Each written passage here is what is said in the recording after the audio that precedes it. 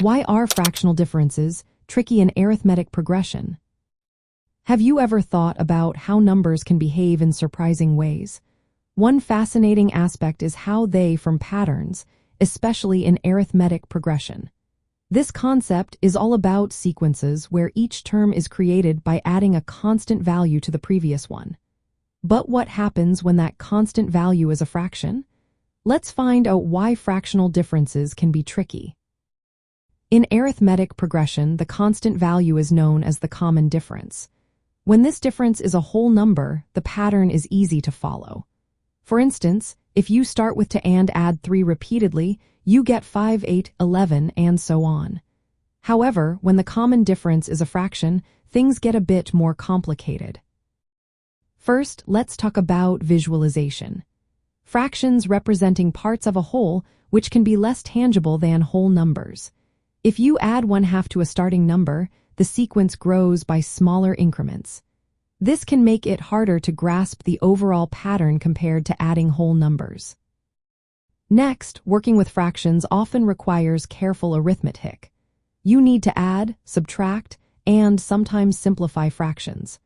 If the fractions are not in their simplest form or have different denominators, it can lead to mistakes or confusion. Finding common denominators and converting fractions can slow you down and make the sequence less clear. Another challenge arises when calculating terms and sums in the sequence.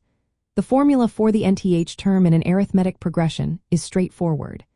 It is the first term plus the product of the term number minus 1 and the common difference. When the common difference is a fraction, the terms may also be fractions or mixed numbers.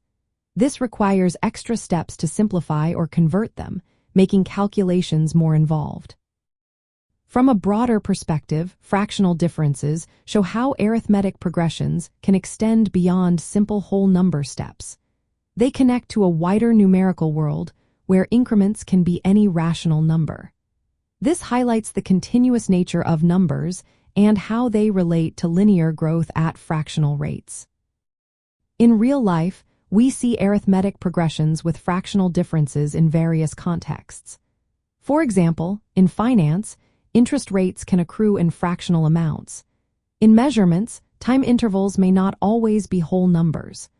Understanding how these fractional differences work can deepen your appreciation for arithmetic progressions and their applications.